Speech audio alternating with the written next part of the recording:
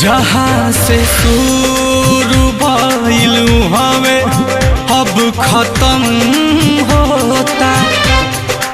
उजाड़ के ताके हो जाता अपने हाथे खोता।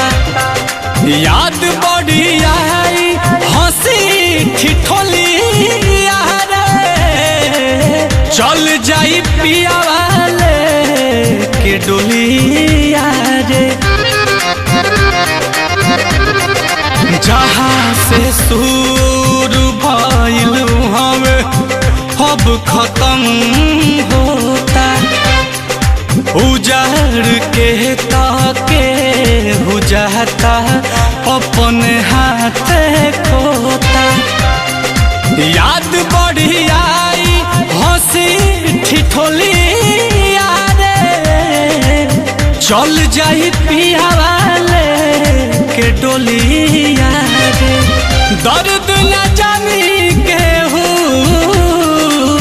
जग हर जाई बा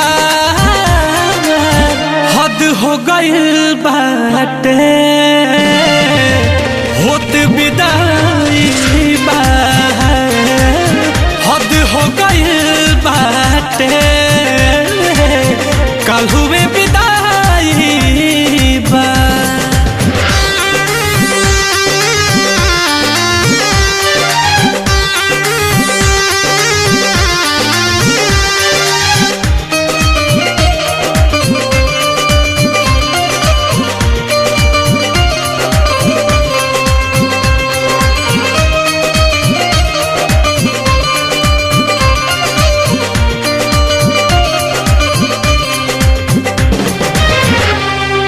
वफा के राह में काटा ही काटा भरल बा।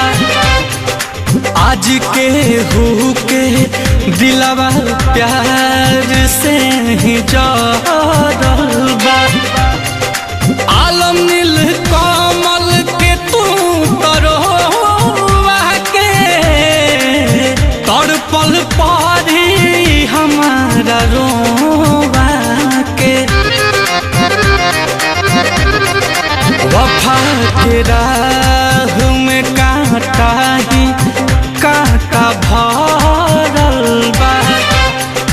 आज के हो के दिलवा प्यार से फेरू जरल बा। छोटू नील कमल के तुरोवा के तड़पल पारी हमारा रोवा के। भूख प्यास उड़ल लागत ना